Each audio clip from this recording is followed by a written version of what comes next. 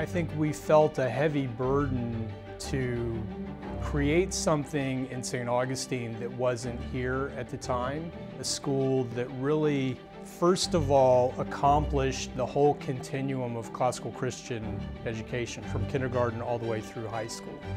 And then we envisioned a school that would be complete in terms of offering robust programs other than just the academic focus, which we know is extremely important, and that's something that we wanted to be a hallmark, obviously, of the school that was still an idea at that point in time, but we wanted very robust athletics opportunities for students. We wanted opportunities for kids to get immersed in arts and have outlets for performing arts if they were inclined in that way. And so as we looked around at the landscape, there was nothing really that was fulfilling that vision that we had.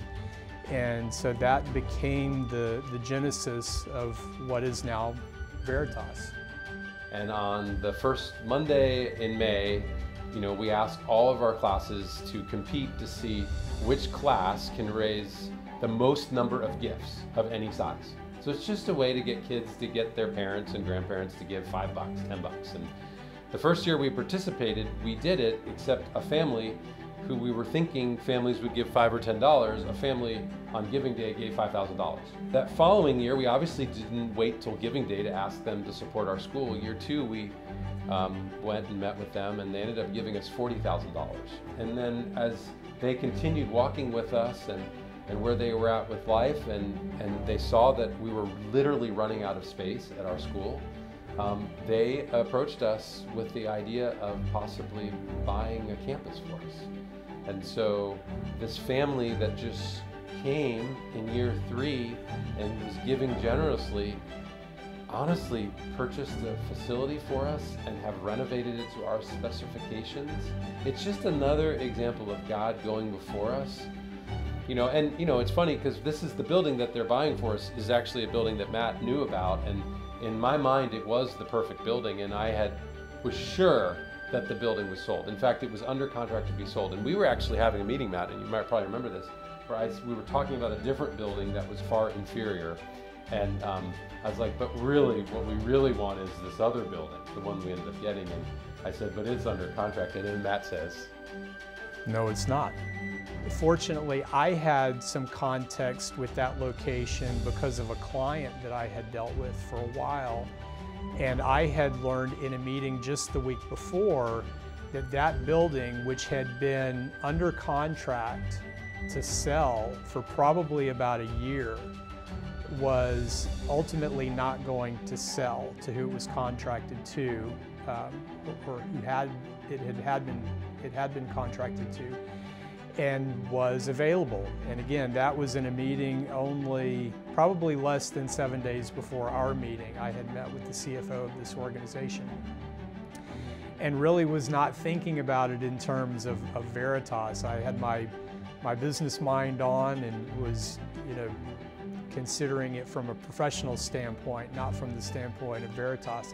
But in this meeting, when Brad mentioned it, it immediately triggered that this was a very viable potential location for us that would expand our ability to serve more families and continue the growth path that we were on. And so that began what was a long process, but now we're nearing completion of what is basically going to be a brand new building for all intents and purposes, and will be a facility that I think will be a good home for us for many years to come. And again, it was totally God's provision because it was not on our radar at the time. It was mentioned in passing, and here we are. We're probably about another month from completion of what's going to be the new home for Veritas. So just another thing that was an incredible turn of events. Yeah, and one of the things that is significant about Matt's story of this building being made available again is it was really because of the pandemic. Like the pandemic hit, and then the person that was going to buy the building their use for the building changed because the pandemic was disruptive.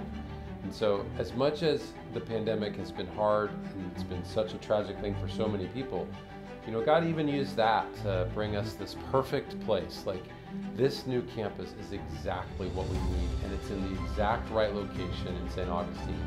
It's in Lincolnville, which is an historic part of St. Augustine, and we're committed to all kinds of kids. And so we don't want to just be a school. We're not a school that just attracts like upper middle class or rich kids. We really have a campus full of all types of kids that come from a diverse economic backgrounds, and our presence in Lincolnville cements that commitment. So we're really excited about where we're going and what's going to happen in the future.